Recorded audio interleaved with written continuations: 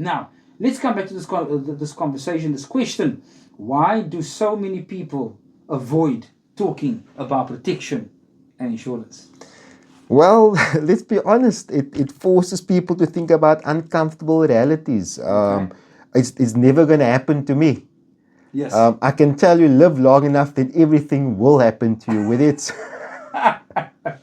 Got you. so for anybody saying it has never happened to me, I will just say it never happened yet to you.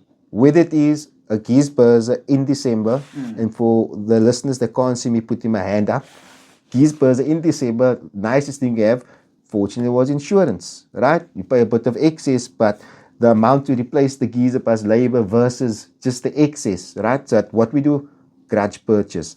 Or let's talk about something like life insurance.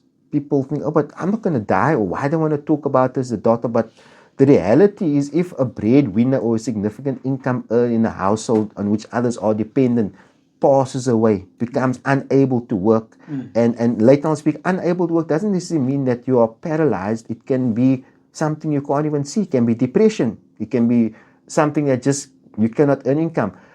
Those type of things, saying if those things happen, you need to face the realities that it will come with a financial implication. So